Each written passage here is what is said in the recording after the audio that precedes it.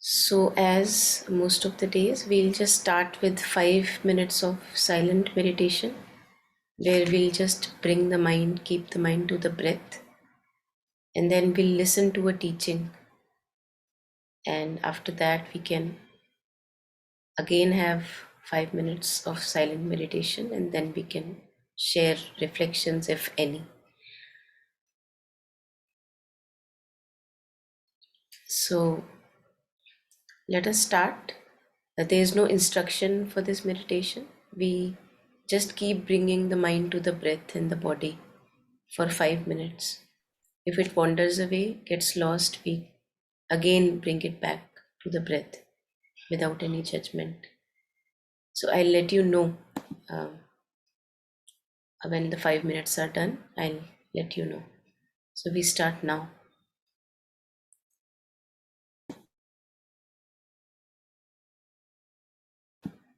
So Badalji, welcome. We are going to look at our breath for 5 minutes. Yeah. So for 5 minutes, starting from now, we'll be just staying with the breath.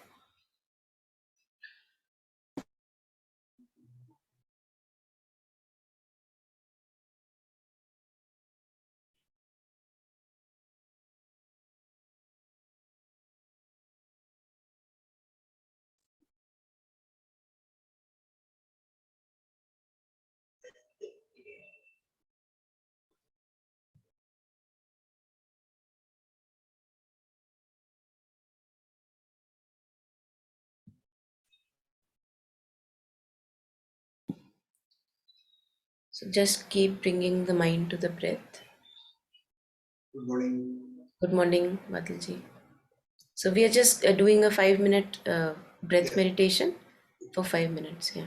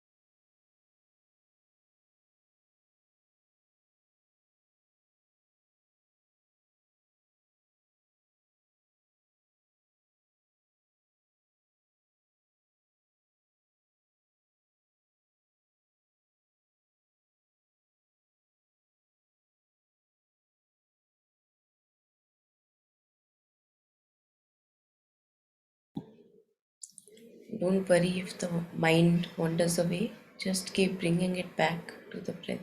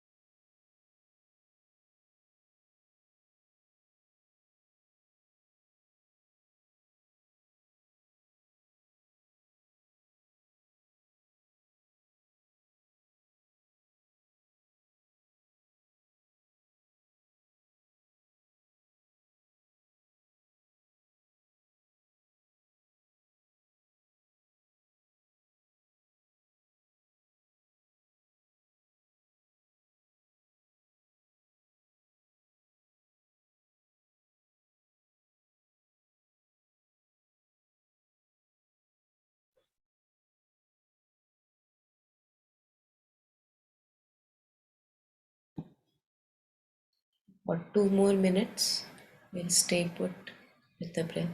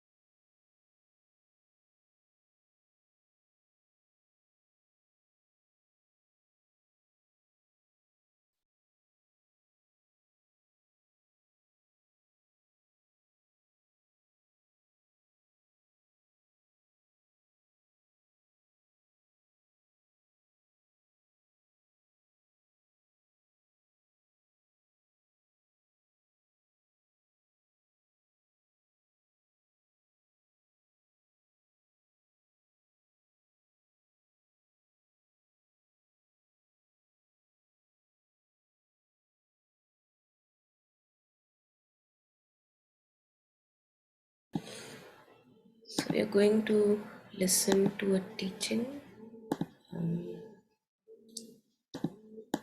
from Thich Naht Hahn. I'm going to play this. Just a second.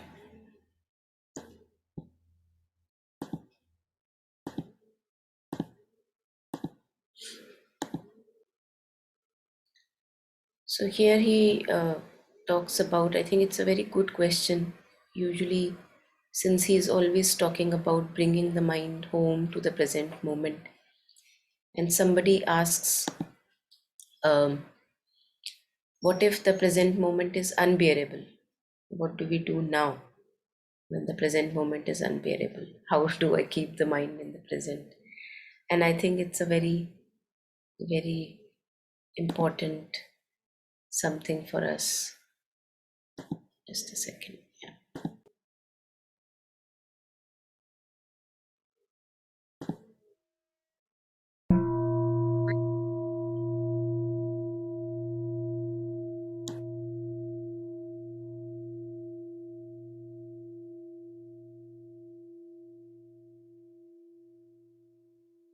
How do I stay in the present moment when it feels unbearable?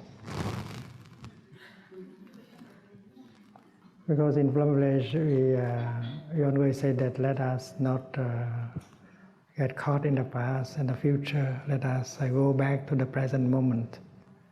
And this is a question about that. How can I stay in the present moment when the present moment feels unbearable? That's a good question.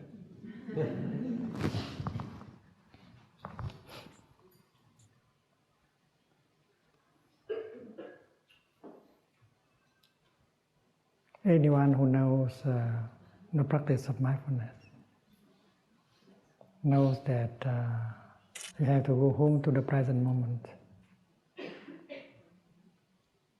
When you go home to the present moment, you can find two kinds of situation. The first kind of situation is there are so many conditions of happiness available in the here and the now.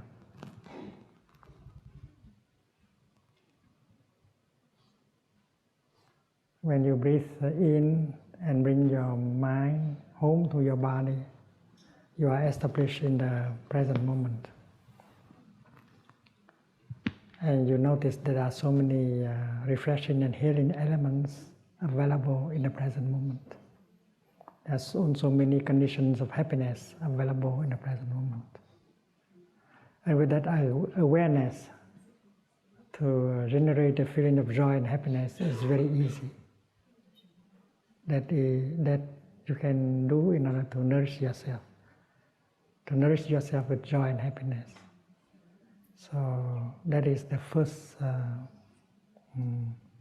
thing you encounter when you go back to the present moment. The second situation is that when you go back to the present moment, you might encounter a feeling of pain, a feeling of a painful emotion that is in you.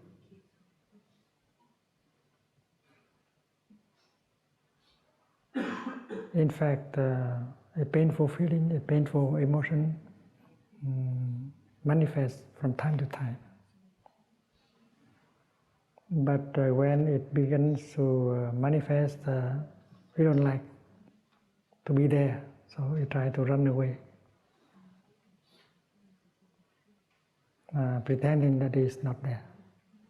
So no one is there in order to take care of the painful feeling, the painful emotion. So going back to the present moment here is no longer to recognize the elements of joy and happiness, but to have a chance to take care of the pain in ourselves and to transform it. So even if the present moment is unbearable, to go back to that moment is the only chance for us to do something in order to calm it down and to transform it. Most of people don't do that. because they are afraid that when they come home to themselves and touch the pain inside, they will be overwhelmed by the suffering. And that is why their practice is to run away. Imagine something about the future to forget. Go back to the past to forget.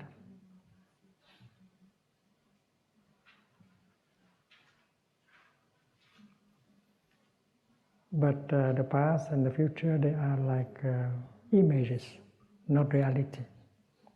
Only the present moment is real.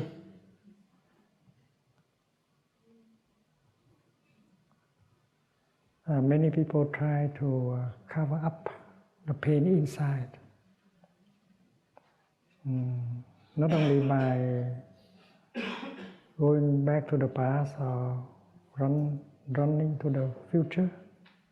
Imagine that there will be some hope, some end of suffering in the future, but that cannot last long. And most people try to cover up the suffering inside by the practice of consumption. We read magazines, we watch television, we find something to eat, we listen to the music, we pick up the phone to talk. Everything we do because we hope that by doing these things we don't have to confront the suffering in us. And we allow that pain to continue to grow in us. So the practice of mindfulness helps us to go home to the present moment. Even the moment is not pleasant, but it is in that very moment that we can understand the suffering and that we can find a way in order to calm it down and to transform it.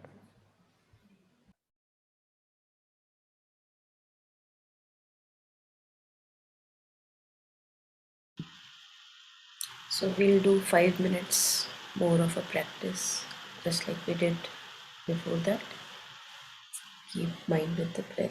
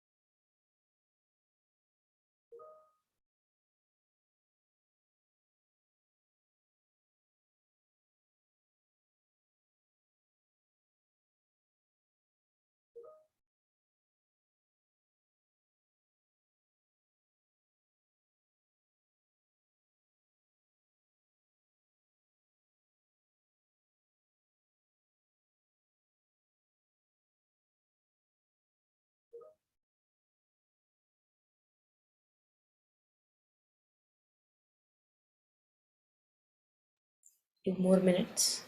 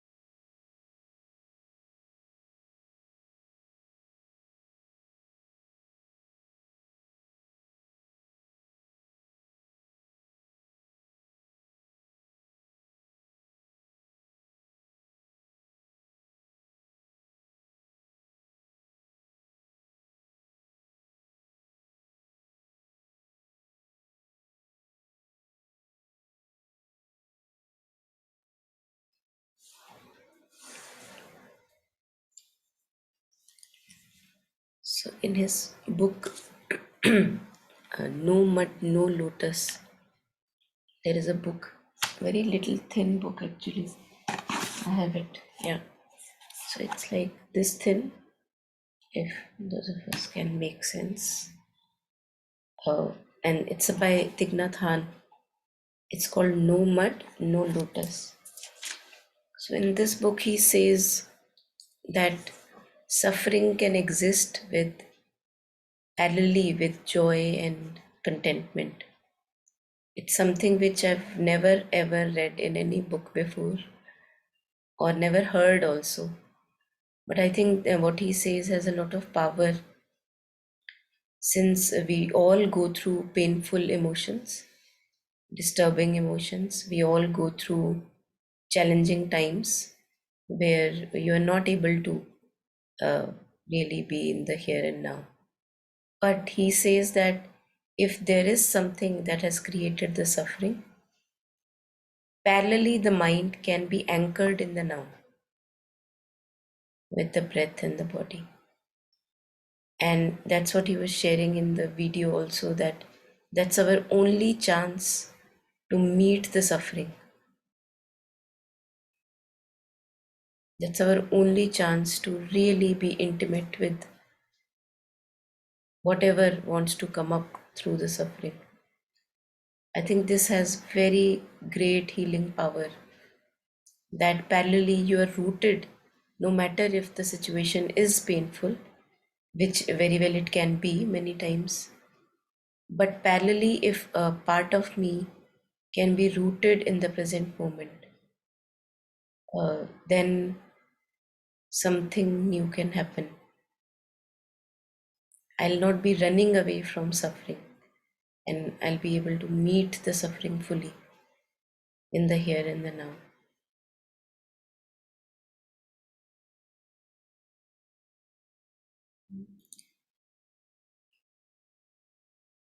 Yeah, so if anyone has anything to reflect upon, share, put forward, please feel free. We have a few last minutes for reflection. If there is any doubt coming up, or question, or even a remark or reflection, feel free to share.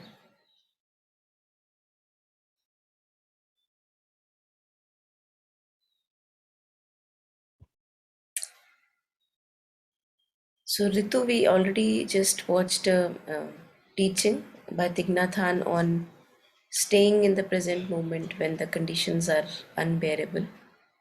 And we did 5 minutes of silent meditation after that. And now is the time for sharing reflections.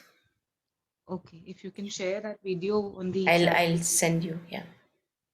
I'll share that with you.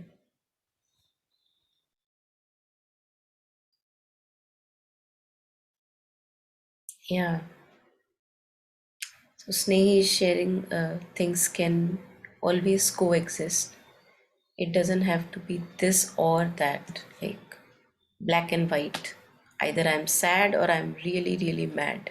It doesn't have to be. And I think this is what we experience when we go through our own, consciously, we go through our own fleeting states, that things can coexist.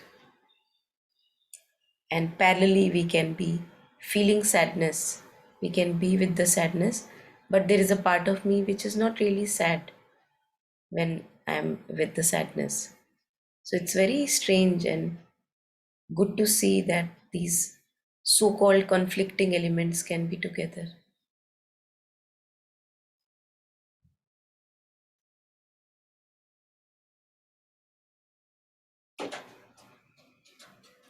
The other thing which masters have shared is also when we stay with these fleeting emotions, especially the disturbing ones, and if we stay long enough being conscious of them, mindfully being with them, then we are also able to see their fleeting character, like how they kind of create themselves and then disappear, and then create themselves and then disappear. So the longer I'm able to witness this, as if the sadness is creating itself by thinking about the sadness, I create it, then I stay with it consciously in the body with the breath, and then I see it disappear, like scatter away. And this also makes us realize the non-solid character of these so heavy disturbing emotions, that they are almost like empty bubbles. They feel that they are there, but when you pop them, it's like empty. So I think then the more we see this nature, the fleeting bubble like nature of these disturbing emotions, whether it's anger, blame, jealousy, hatred, anything, the more you try to be with them consciously, you see that they appear and disappear in the consciousness, appear and disappear. Like you're not able to concretize them very strongly. And you also see that you are fueling them with your thinking. The more I fuel them with my thinking, the more they take place, appear, and the more I remain with the breathing and the bodily sensation of whatever I'm going through, the more they kind of scatter away. So I feel that that makes me less convinced that next time when a ripple of anger may be arising, a ripple of sadness may be arising, then I won't be so convinced to buy into the dictates of either sadness, anger, or anything that is arising, because I've seen its true nature. So I see that there is no solidity in it, how solid it may appear at times. So when we are able to see this bubble like nature of these disturbing emotions, then it's hard to buy into their dictates every time they arise. And it's easy to let them come and let them go and not follow the dictates. Whether it's moods, my mood is bad today, whether even if you meditate upon mood, for example, bad mood, and if you try to really place the bad mood in front of you and not try to let it go away, you will see that it will continuously go away. Like some part of you would want to feel light again and again. And how you recreate bad mood is by thinking about it again and again. Oh, why this happened, that happened. So that, like that, you have to fuel the bad mood so that it can be in front of you. And it's hard to do that. Try doing it for 1 hour. You will see how challenging it is to keep the bad mood in focus. And you will not be able to do that for a long time. So it just tells me the empty character of bad mood. And the next time bad mood is arising, I'll not be able to give it that much of importance that I give usually. Even for once, I can see its true nature. So I think that's also is very helpful. Yeah. So Snehi is bringing out a line for all of us. No one is there to take care of the painful present moment. Yes, this is a line. This came up in the video by Thich Naht Hahn. Reinforces that we need to take care and not run away and abandon ourselves. Yes, definitely. Worth trying. Yeah. So in his book, No Mud No Lotus, I may not be able to find the exact line, maybe. Just a second.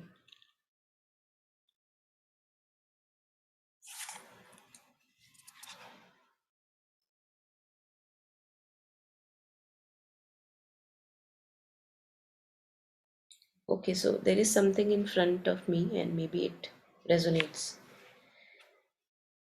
So he says the main affliction of our modern civilization is that we don't know how to handle the suffering inside us, and we try to cover it up with all kinds of consumption. Just like, we go either talk to a friend. If I'm not able to deal, we can talk to friends, that's okay, but consume, like, I don't want to face the suffering.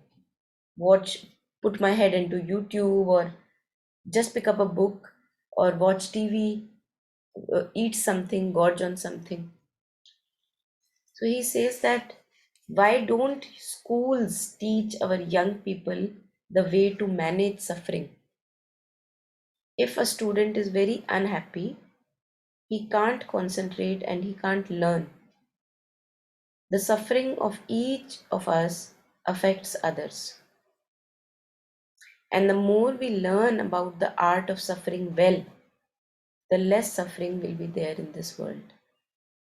And then he says, mindfulness is the best way to be with our suffering without being overwhelmed by it.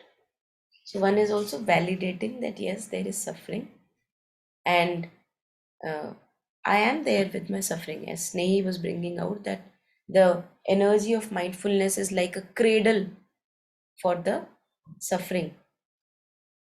Mindfulness is the capacity to dwell in the present moment, to know what's happening in the here and now. For example, when we are lifting our two arms, we are conscious of the fact that we are lifting our arms. To be mindful means to be aware.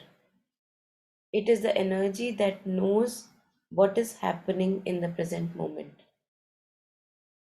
Lifting our arms and knowing that we are lifting our arms, that's mindfulness. Mindfulness of action. When we breathe in, we know we are breathing in. That's mindfulness. When we make a step, we know that the steps are taking place. We are mindful of the steps. Mindfulness is the energy that helps us to be aware of what is happening in the right now, right here, in our body, in our feelings, in our perceptions, and around us.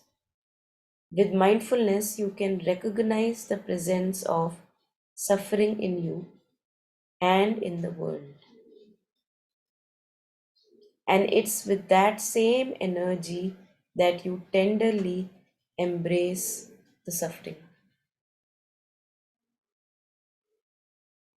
By being aware of your in breath and out breath, you generate the energy of mindfulness so you can continue cradle the suffering.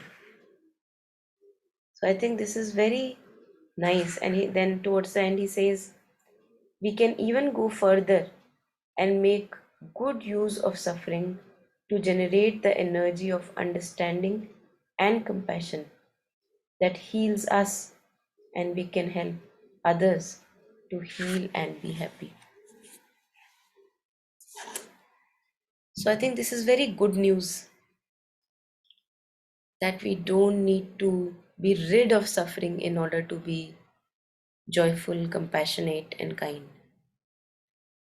We can just bring the energy of mindfulness in every moment and use that greater energy to cradle the energy of pain or suffering that can be parallelly there.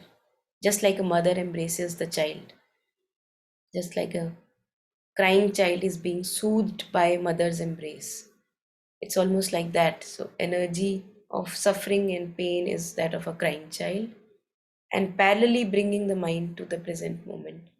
We are generating even a powerful energy to cradle and embrace the energy of pain and suffering. So, this is our chance that we don't need to run away from anything. So, any last comments? We have 2 minutes more. Anything?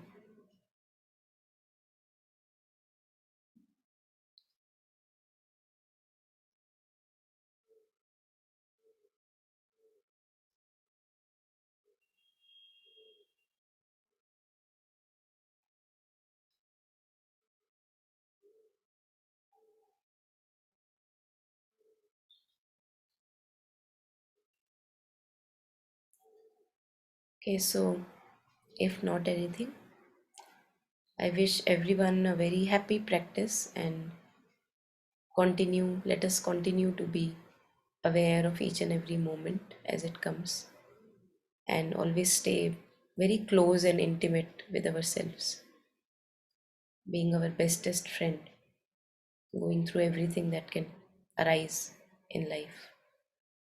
I think we can really go through anything that arises, no matter how painful it may be. So, yeah, wishing everyone happy Monday and rest of the week. And thank you so much for joining, everyone. Yeah, thank you. Thank you. Thank you. Thank you. Thank you so much. Thank you. Bye bye. Thank you. Thank you. Bye.